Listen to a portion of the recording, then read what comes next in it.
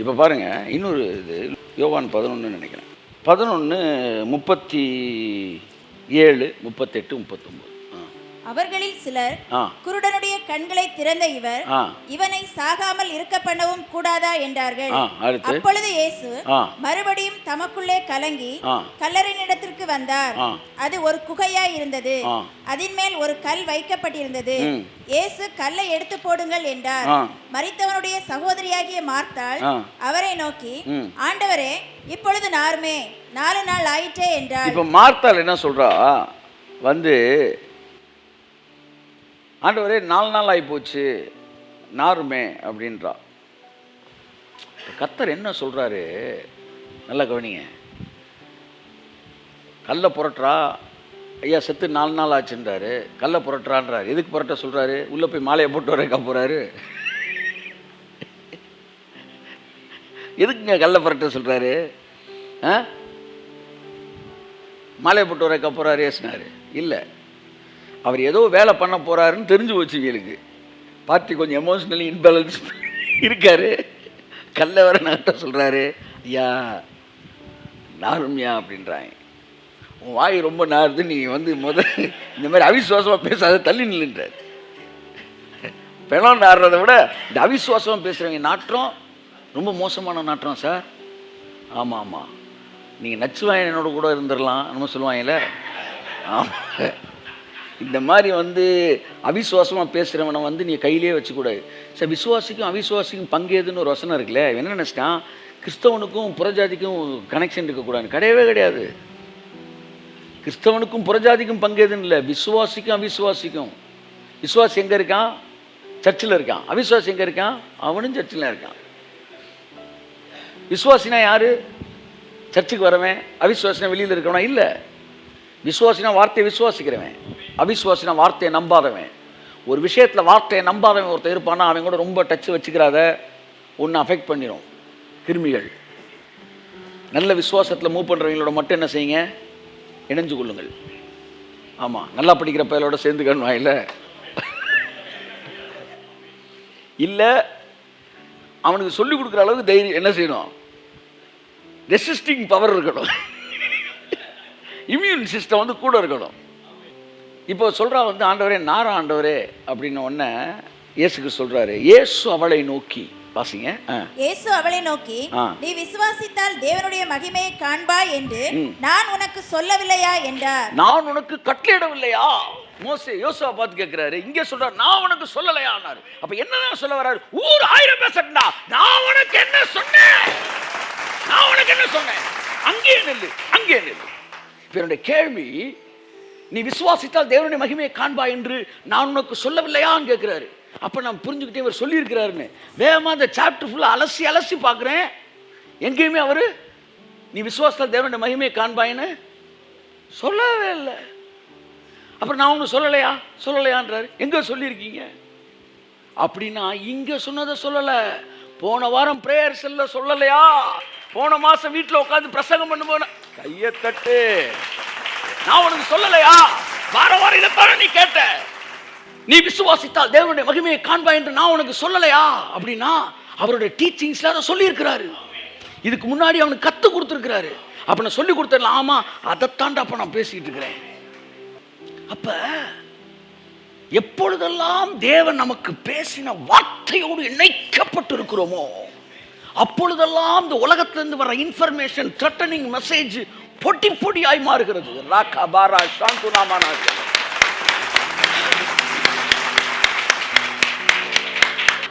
Amen, amen. God's word is a sanitizer. அது உங்களை என்ன செய்யுது? கிருமிநாசினி. அந்த வார்த்தை உங்களுக்குள்ள போனோன்னே இந்த அவிசுவாச கிருமியெல்லாம் அழிக்கும் பாருங்க. இவளுக்கு 4 நாள் ஆச்சுன்றது தெரியுது, நாருன்றது தெரியுது, கர்த்தர் சொல்ல இதெல்லாம் தெரியுது. போன வாரம் கொடுத்த செய்தி தெரியுதா? கைத்தட்டுக்கு வந்தவருக்கு தெரியுதா? ஐயா என்ன சொன்னீங்க? நீ விசுவாசித்தால் தேவனுடைய மகிமையை காண்பா என்று நான் உனக்கு சொல்லலையா? இங்க எப்படி வருது? ஒரு காமன் மெசேஜா சொல்லாம ஸ்பெசிஃபிக்கா பேசியிருக்கிறாரு. மார்த்தாலே நான் உனக்கு சொல்லலையா? ஆமா. அப்படித்தான் உங்கள்கிட்ட ஏதோ ஒன்று தேவன் சொல்லியிருக்காருல்ல? ஆமாம். அவர் சொல்லியிருக்கிறார்ல? ஆமாம். அவர் சொல்லியிருக்கிறது உண்மைனா அதுக்கப்புறம் உங்க ஜெபம் வேற எதுக்காகவும் மாறக்கூடாது. அவர் சொன்னதோடு இணைக்கப்பட்டு தான் இருக்கும். The man who is walking with God and hearing God's voice will never dilute his prayer points. Asha kemena hamtu namara shakura baladiyankaraba shamture balabadiyankaraba. காலையில் பைபிள் வாசிக்கிறேன், ஒரு வசனம் வருது நீதிமொழிகள் 10ல், கர்த்தர் நீதிமான்களை பசியினால் வருந்த விடார் அப்படின்னு வருது. உங்களுக்குலாம் அந்த அர்த்தம் புரியுதோ புரியல, எனக்கு ரொம்ப தெளிவாக புரிஞ்சிருச்சு. என் பிள்ளைய பசிக்க விட்டு பார்க்கவே கையை தட்டு. ஆமே ஆமே. நான் அடிக்கடி சொல்லுவேன், அவர் திமிங்கலங்களை போஷிக்கிற கர்த்தர். சிங்கங்களுக்கு என்ன செய்வாராம்? இறைய சவதரித்து கொடுப்பாராம், அடிச்சு கொடுப்பாராம். கூப்பிடுகிற காக்கை குஞ்சுகளுக்கும் ஒரு போஷிப்பாராம். அந்த சப்ஜெக்ட் நான் பேசியிருக்கேன் உங்கள்கிட்ட. காக்காய்க்கும் சோறு வைக்கிறாரு, தயிர் சாதத்தை. சிங்கத்துக்கும் மான அடிச்சு போடுறாரு. கை தட்டுங்க ஒருத்தவருக்கு. ஆமே. போஷிக்கிறதுக்கு அவர் ரெடி. நீ காக்காயா சிங்கமா அந்த இடத்துல நில்லு. எனக்கு ஏதோ ஒரு பார்த்து ஒரு 5000 ரூபா கரண்ட் பில்லோட சேர்த்து கொடுத்தீங்கன்னா நல்லா இருக்கும் அப்படின்னா தயிர் சாதத்தை குழச்சி வச்சிருவார். இருந்தா ஏன்னா காக்காய்க்கும் அவர் போஷிக்கிறவர். ஒரு 35 கோடி ரூபா எனக்கு உடனே தேவைன்னா சிங்கம்மா இப்ப நிக்கிறேன். கர்த்தர் சொல்றாரு, மான அடிச்சு போட்டுருவோம் அப்படின்றாரு. காக்கைக்கு போஷிக்கிற தேவன் சிங்கங்களுக்கு போஷிக்கிறார். திமிங்கலங்களை போஷிக்கிற கர்த்தர். திமிங்கலத்தை போஷிப்பாராங்க. அவன் 4 மீன் வாங்கி வச்சுக்கிட்டு அதுக்கு சோறு போடாம சாகடிச்சிடறாங்க சார். அது பாட்டுக்கு பாவம் கடல்ல தண்ணியில் இருந்தவங்க நல்லா இருந்திருக்கும். இவன் விலை கொடுத்து வாங்கிட்டு வந்து கொண்டு போட்டுறாங்க. லவ் பேர்ட்ஸ்ன்னு வாங்கிட்டு வந்து அந்த பேர்ட்ஸ்கிட்ட லவ்வே இல்லாமல் நடக்கிறாங்க. ஹேட் பேர்ட்ஸ் அது ஆங்கிரி பேர்ட்ஸாக மாறிடுச்சு. லவ் பேர்ட்ஸ் ஒவ்வொன்றா சூசைட் பண்ணுது. இவ்வளவு பேர் இருக்காங்க, ஒருத்தருமே லவ் கிடைக்கலடான்ட்டு. ஆனா தேவன் போஷிக்கிறார். இந்த மதுரையில் எத்தனை லட்சம் காக்கா இருக்கும்? ஏதாச்சும் ஒரு காக்கா சாப்பாடுலன்னு செத்துருக்கா? கைத்தட்டு கொண்டு ஒரு ஆமை. அத்தனை போஷிக்கிறார். திமிங்கலங்கள் அவர் விளையாடும்படி, சமுத்திரத்தில் விளையாடும்படி நீர் உண்டாக்கின திமிங்கலம். திமிங்கலத்தை படைச்சதுக்கே காரணமே விளையாடுறா கையாத்தக்கு. திமிங்கலத்தில் வரும் பலன்கள் அப்படிலாம் ஒன்றும் படைக்கல. ஐயா திமிங்கலத்தை படைச்சேன், விளையாடுறதுக்கு படைச்சேன். இப்போ விளையாடுறதுல உங்களுக்கு பிடிக்குமா? பிடிச்சனால தானே படைச்சேன். எல்லாம் சொல்லுங்க, விளையாடுறது பிடிக்குமா? பிடிச்சனால தான் படைச்சேன். அப்போ தேவனுக்கு விளையாடுறது பிடிக்குது, விளையாட விட்டு பார்க்கறது கைத்தட்டு வருது. ராமே எப்பவுமே ஒரு குச்சி வச்சுக்கிட்டு உட்காந்து ஹெட் மாஸ்டர் மாதிரி நீங்க பார்க்க கூடாது. நீர் விளையாடும்படி, நீர் விளையாடும்படி. 1:6 சொல்லுது, நாம் அனுபவிக்கும்படி சகலவித நன்மைகளையும் சம்பூர்ணம். For our enjoyment, for our enjoyment. இந்த வார்த்தைலாம் உள்ள இருந்துச்சுன்னா அடியனுக்கு எதுக்கு 60 இன்ச்சு டிவி அப்படிலாம் கேட்கக்கூடாது. அடியனுக்கு எது 40 இன்ச்சு டிவி அப்படி கேட்கக்கூடாது. ஏன்னா வார்த்தையில ஸ்ட்ராங்கா இல்லை. நாம் அனுபவிக்கும்படி சகலவித நன்மைகளையும் சம்பூர்ணமாய் கொடுக்கிற தேவன். எப்பவுமே அன்பை மனுஷன் மேல நீ வைக்கணும், விசுவாசத்தை மட்டும் கர்த்தர் மேலதான் வைக்கணும். சகல பரிசுத்தவான்கள் மீது இருக்க உங்கள் அன்பும் தேவன் பேரில் இருக்கிற விசுவாசம் அப்படிதான் முடிக்கிறாங்க. ஃபெய்த்தை மனுஷன் மேல வைக்க கூடாது, லவ்வை மனுஷன் மேல வைக்கணும், ஃபெய்த்தை கடவுள் மேல வைக்கணும். ஸோ ஒரு ஊழியக்காரனை, ஒரு விசுவாசியும் இன்றைக்கி ஆசீர்வதிக்கப்பட விடாதபடிக்கு அவனை கில்ட்டி கான்சியஸ்குள்ள கொண்டு வரதுக்கே 4 பேர் முழு நேரமும் இறங்கியிருக்காங்க. அவங்கள கூர்ந்து கவனிச்சிங்கன்னா கொஞ்சம் பண விஷயத்தில் கொஞ்சம் தட்டுப்பாடாக இருக்கிறவங்க, அதை வேறு மாற்றமே கிடையாது. அப்போ நல்லா கவனிங்க, இங்கே ஒரு வசனம் சொல்லுது, 1 தீமோத்தேயு 6:10 20 17 சொல்லுது, நாம் அனுபவிப்பதற்கு சகலவித நன்மைகளையும் சம்பூர்ணமாக. முதல் இந்த வசனத்தை பார்த்தப்ப இந்த வசனம் தூக்கி எரிஞ்சிருச்சு. ஏன்னா தேவன் சம்பூர்ணமாக தர்றவர்னு எனக்கு தெரியும் சார். ஆனால் நாம் அனுபவிப்பதற்குன்ற வார்த்தை 3வது கண்ணை திறந்துருச்சு. நாம் அனுபவிப்பதற்கு ஆங்கிலத்தில் இன்னும் அழகா போட்டிருக்கு, ஃபார் அவர் என்ஜாய்மெண்ட். நீ யாரா? நீ யாரு? Who is the black ship? அது யார்? எந்த ஊரு? ஒன்றும் புரியல எனக்கு. இல்ல வசனத்தை படிக்காம பயிரிடுகிறவன் பலனிலே முந்தி பங்கடைய வேண்டும். ஒரு ஊழியக்காரன் இன்னைக்கு நல்லா இருக்கணும்னு ஒரு நாடு நினைக்குதோ அன்னைக்கு தான் அந்த தேசம் செழிப்பா இருக்கும் நான் சொல்றேன். நான் எல்லாம் அசுத்தாய் பெற்ற பிள்ளைகள் வந்துட்டு ஜனங்களை வந்து குழப்பி விடுறாங்க. They are dead against to the man of God. Man of காடுக்கு எதிராக பேசுகிறவர்கள். ஏன்னா அவங்களுக்கு ஒரு பிசாசு ஒரு டெக்னிக் இருக்குது. ஊழியக்காரன்லாம் தரித்திரத்துக்கு வந்துட்டானா தேசம் சபிக்கப்பட்டுரும் அப்படின்ற மாதிரி. விவசாயிகள்லாம் நல்லா இருந்திருந்தாங்கன்னா இன்னைக்கு நாடு ரொம்ப நல்லா இருந்திருக்கும். அங்கே என்ன நிலைமை நடந்துச்சோ அதே நிலைமை இங்கே கொண்டு வரதுக்கு 4 பிசாசின் கிரியைகள் இங்கே வேலை பார்த்துக்கிட்டு இருக்கு. ரொம்ப கேர்ஃபுல்லாக இருக்கணும். ஆண்டவரே, நாங்கள் இந்த நிலைமைக்கு வந்த காரணம், இன்றைக்கி நான் ஊழியர்களை மதிக்கிறேன், இன்றைக்கி நான் ஊழியர்களுக்கு வாரி இறைக்கிறேன், இன்றைக்கி ஊழியர்களுக்கு நான் விதைக்கிறேன். காரணம் எனக்கு தெரியும், அவர்கள் நன்றாக இருந்தால்தான் நம்ம நன்றாக இருக்க முடியும்னு எனக்கு தெரியும். ஸோ அன்புக்குரியவர்கள், இந்த வசனத்தெல்லாம் பார்க்கும்போது உங்கள் ப்ரேயர் வந்து என்ன செய்யாது, டைல்யூட் ஆகாது. அதுதான் நான் சொல்ல வரேன். அப்போ இங்கே பைபிள் சொல்லுது, அவன் சொல்கிறா, ஐயா 4 நாள் ஆச்சு நாரிரும், லாஜிக்காக பேசுகிறா. கர்த்தர் சொல்கிறேன், நான் உனக்கு என்ன சொன்னேன்? மூசா சொல்கிறான், ஐயா நான் எப்படி எவ்வளோ பேர் அப்படின்னு, நான் உனக்கு கட்டளை இல்லையா, பலம் கொண்டு திறமனதாயிரு. ஸோ எப்பெல்லாம் நீங்கள் இந்த உலகத்தால் பொல்யூட் ஆகிறீங்கோ அப்பெல்லாம் உங்களை தெளிவாக்குவதற்கு தேவன் உங்களுக்கு ஏற்கனவே சொன்ன வாக்கு தத்தங்களைத்தான் மறுபடியும் ஞாபகப்படுத்துகிறார். அதனால தான் நான் சொல்கிறேன், வெள்ளியை சம்பாதிப்பது போல அதை புத்தியை சம்பாதி, தங்கத்தை சேர்த்து வைக்கிற மாதிரி வார்த்தையை சேர்த்து வை. இதுக்கு முன்னாடி உன்னோட வாழ்க்கையில் பிரச்சனைகளை குறித்து தேவன் கொடுத்த வாக்கு தத்தங்கள் எங்கே நீ சொல்ல முடியுமா? அந்த 10 பவுன் நகை எங்கே வச்சேன்னு சொல்லுவியா? என்ன வச்சிருந்த 25 சவரன் நகை எங்கே வச்சேன்னு தெரியலன்னு சொல்லுவியா?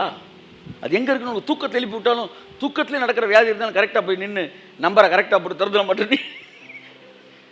அப்படித்தான் தூக்கத்தில் கூட பாஸ்வேர்டை கரெக்டாக போட்டு திறக்கிற மாதிரி, தூக்கத்தில் கேட்டால் கூட கரெக்டாக வந்து 1 தீமோத்தேயு 6:17 பாஸ்வேர்டை போடு, இயேசு நாமத்தில் தர அனுபவிப்பதற்கு சகலவித நன்மைகளையும் சம்பூர்ணமாக கொடுக்குற எடு இயேசு நாமத்தில். வாக்கு தத்தங்கள் உங்கள் வாழ்க்கையிலே வெட்டி எடுக்கப்பட்ட பொன் பாலங்கள்.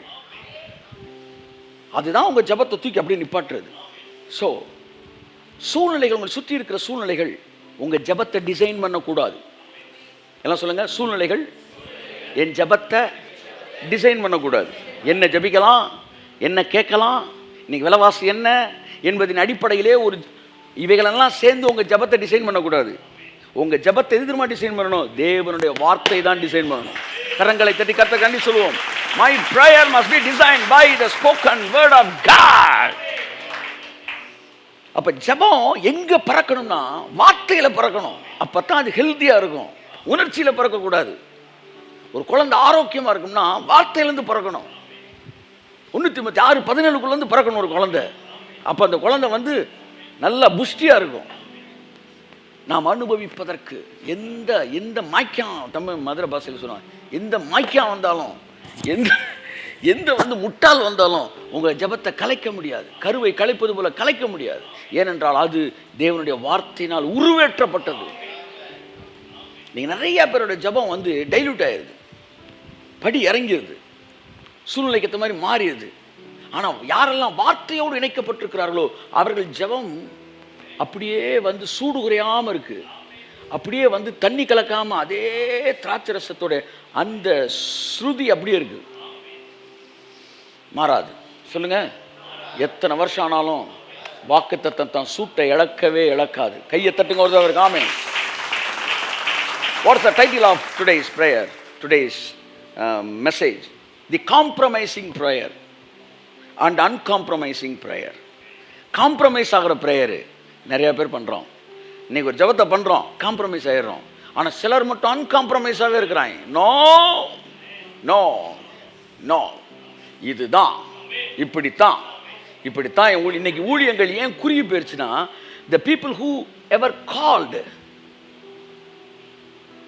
to do God's ministry வரும்போது இந்தியாவே கலக்குவேன் அப்படிதான் உள்ள என்டர் ஆகிறாங்க. அப்போ பிசாசு பார்க்குறான், தேவன் இவன்கிட்ட பேசியிருக்காரு, இவனை இப்படியே விட்டு இந்தியாவே கலக்கிடுவான் அப்படின் போது எடுத்தோடனே அவனை வந்து காலி பண்ணுறதில்ல, கொஞ்சம் கொஞ்சமாக பொல்யூட் பண்ணுறான்.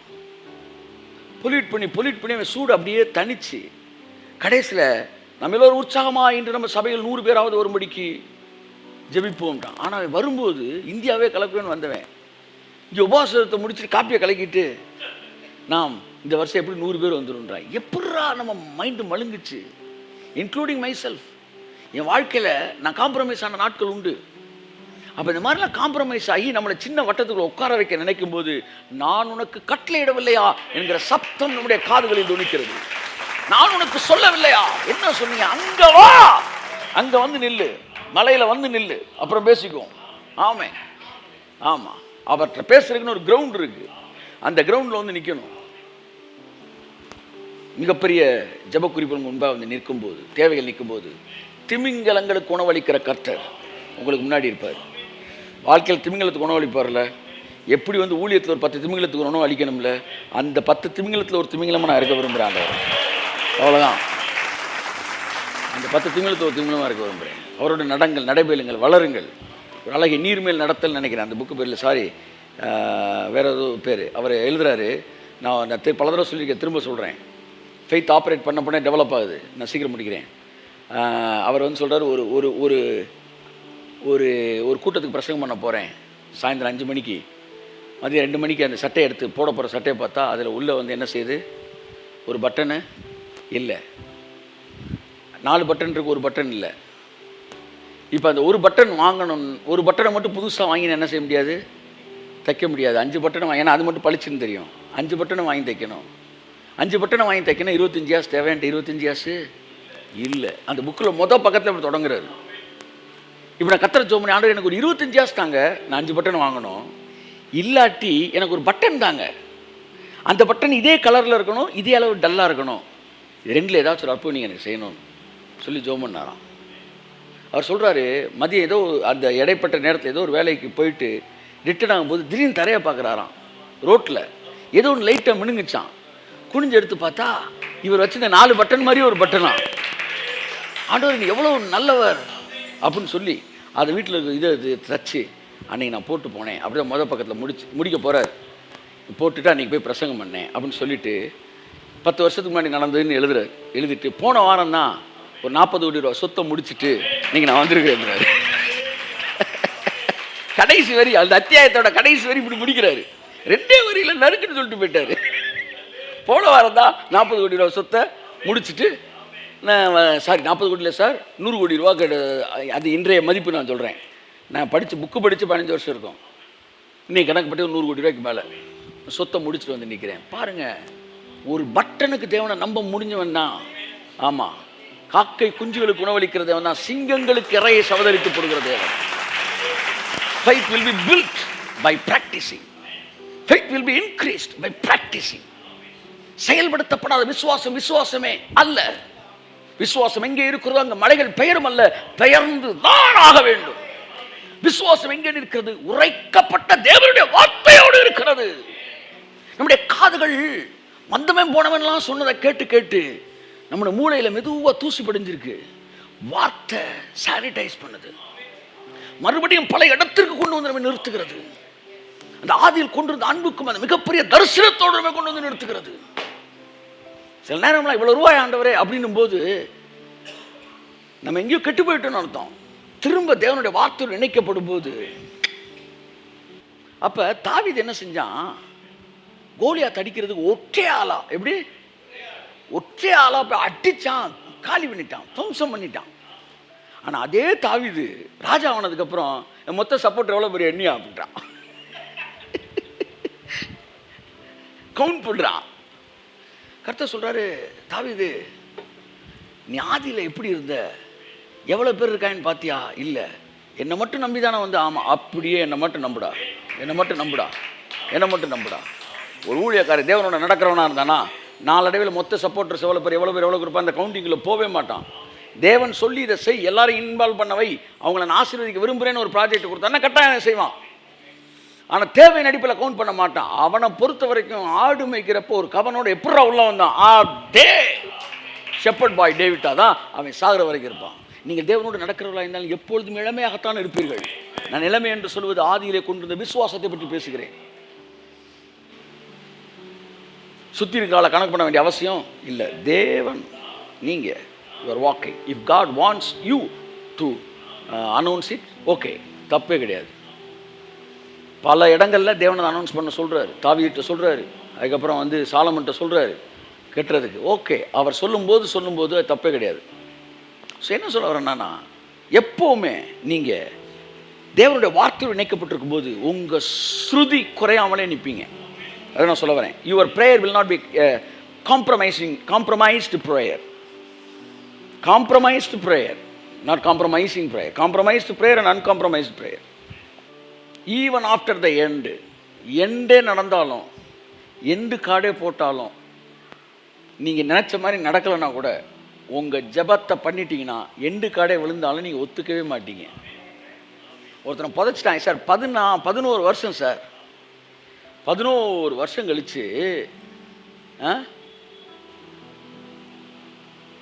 நம்ம யார் பேட்ரிக், செயின்ட் பேட்ரிக் ஜோமுனியான உயிரோடு எழுப்புறாரு. Can you believe it?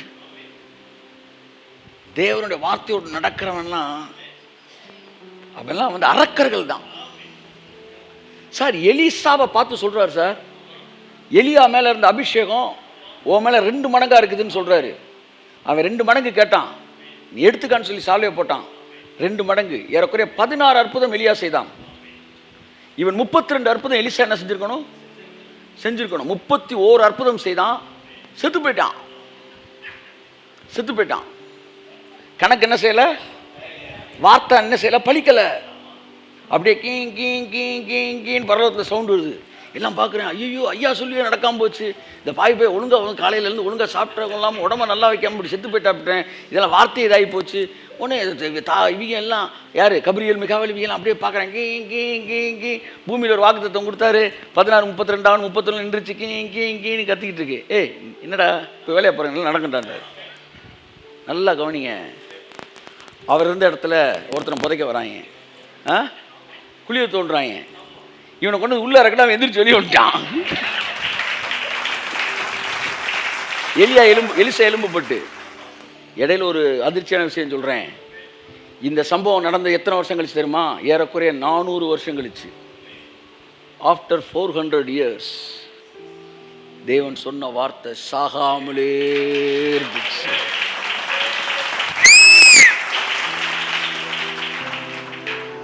அதாவது தேவன் பேசுகிறார், யார் தீர்க்கதரிசனம் முறைக்காதிருப்பான்? சிங்கம் கர்ச்சிக்கிறது, யார் பயப்படாதிருப்பான்? கர்த்தர் பேசுகிறார், எவன் விசில் அடிக்காதிருப்பான்? முடியல சார், இதனால் கண்ட்ரோல் பண்ண முடியல. 400 வருஷம் கழிச்சு சொன்னதை நிறைவேற்றுவேன்னா அந்த வசனத்தோடையே ஒட்டிக்கிட்டுருங்க. உங்கள் ஜெபம் தரம் இழக்கவே இழக்காது. தரமான ஜெபங்கள், உரைக்கப்பட்ட வார்த்தையோடு இணைக்கப்பட்ட ஜெபங்கள், தரம் குறையாத ஜெபங்கள். சில தங்கத்தெல்லாம் எத்தனை வருஷம் கழித்து விற்றாலும் அதே ரேட்டுக்கு போகும். சில தங்கத்தை போய் விற்றீங்கன்னா செய்கூலி சேதாரம் அப்படின்னு போட்டு ஆதாரமே இல்லாமல், ஆமாம். ஆனால் சிலது கேடியம்மா எத்தனை வருஷம் கழிச்சு விற்றாலும் அதே ரேட்டு. ஆமாம், தேவனுடைய வார்த்தை எத்தனை வருஷம் ஆனாலும். நான் முடிக்கிறேன். ஒரு முறை மோகே பிரசங்கம் பண்ணிக்கிட்டு இருக்கும்போது ஒருத்தர் வந்து சொன்னானா, ஏயா எத்தனையோ புது புக்கெல்லாம் எழுதிட்டாங்க, நீங்கள் என்னடா வந்து 2000 வருஷத்துக்கு முன்னாடி எழுதுன புக்கை வச்சு பிரசங்கம் பண்ணிக்கிட்டு இருக்கீங்க, வேறு புக்கே இல்லையா? திஸ் இஸ் டூ ஓல்டு அப்படின்னானா. இவ்வளோ பழைய புக்கை வச்சு பிரசங்கம் பண்ணிக்கிட்டு இருக்கீங்க, அதுக்கப்புறம் எவ்வளோ புக்கு சாக்ரட்டிஸ் எழுது, இது சாக்ரட்டிஸ் எல்லாம் விடுங்க, இந்த காலத்தில் வந்து எத்தனையோ பெரிய பெரிய தத்துவ ஞானிகள் எழுதியிருக்கிறாங்க, பெரிய பெரிய சயின்டிஸ்ட்லாம் எழுதியிருக்கிறாங்க, அந்த புக்கை வச்சு பிரசங்கம் பண்ணாமல் இந்த புக்கை வச்சு பிரசங்கம் பண்ணிட்டு இருக்கீங்க, பழைய புக்கே அது அப்படின்னா. திஸ் இஸ் டூ ஓல்டுனானா. உடனே மோங்கே என்ன செஞ்சாரான், அவனை வெளியே கூட்டு வந்தாரான். கூட்டு வந்து சூரியனை காமிச்சாரான். This is also too old but still it is too hot அப்படின்னாரான். ஆமாம், இந்த சூரியன் 6000 வருஷம் பழசு, நீ 2000 வருஷம் பழச பேசிக்கிட்டு இருக்கிற. It's also too old but still it is too hot. என்னதான் பழசா இருந்தாலும் இன்னும் அது சூடாதான்டா இருக்கு. கைத்தட்டு கொடுத்து amen. It may be too old still it is too hot. எல்லாம் சொல்லுங்க. It may be too old but it still too hot. சூடாகவே இருக்கிறது. உங்கள் வாழ்க்கையில் நிறைவேறும். உங்கள் ஜெபங்கள் சூழ்நிலையினால் டிசைன் பண்ணப்படக்கூடாது. உங்கள் ஜெபங்கள் வார்த்தையினால் டிசைன் பண்ணப்பட வேண்டும். இனி ஒரு ப்ராஜெக்டுக்கு நம்ம காசுன்னு போய் கர்த்தர்கிட்ட நிற்கவே கூடாது. இப்போ ஜெபம் இந்த ப்ராஜெக்டுக்கான காசுன்னு மட்டும் போய் கிடையாது. இனி எந்த ப்ராஜெக்ட்டுக்கு நான் உங்கள்கிட்ட வந்து நிற்கக்கூடாது. என்ன எவ்வளோ நாள் இதே வேலையை பண்ணிக்கிட்டு இருக்கேன். நீதிமான்களை பசியினால் நீர் வருந்த விடி. பசின்னு ஒன்று, பசியில் வந்து அவன் துடிக்கவே கூடாது. அதாவது என்ன பசி? தரிசன பசி, நிறைவேற்றும் என்கிற ஆசை. அதில் சில நேரம் வந்து அந்த அந்த தரத்தை விட்டு இறங்கி சில விஷயங்களுக்கான வாய்ப்புகள் இருந்தாலும் நோ, நான் இங்கே தான் நிற்பேன். எலியா தேவனுக்கு வேலையை என்ன செஞ்சுட்டான்? கடினப்படுத்திட்டானா? பண்ணுவாரியா? பண்ணட்டும்யா, அப்படி நிற்கணும். நம்முடைய என்ன சொல்கிறது, அந்த செட் ஆஃப் ரூல்ஸ்லேருந்து, செட் ஆஃப் விஷயங்கள்லேருந்து இறங்கவே கூடாது. அவருக்கு இந்த வேலை வேணால் அவர் முடிக்கட்டும். ஆமே, தன் வாயினால் சொன்னதை அவர் கையினால் நிறைவேற்றுவார். அவருக்கு இல்லாத அக்கறை நமக்கு எதுக்கு? எனக்கு அக்கறை இருக்குது, ஆனால் எனக்கு ஒன்று தெரியும், என்னை விட அக்கறை உங்களுக்கு இருக்குன்னு தெரியும். அதை நிறைவேற்றக்கூடிய தேவனாய் நமக்கு இருக்கிறார். என் அருமையான மகனே, மகளே, உன்னுடைய ஜெபம் தரத்தை குறைந்து கொண்டே வருகிற ஜெபமாக இருக்கக்கூடாது. சூழ்நிலை கேட்டார் போல ஜெபங்கள் மாறிக்கொண்டே இருக்கக்கூடாது. It should not be designed by the situations, by the people, by somebody or some information. It must be established and designed by the word of God.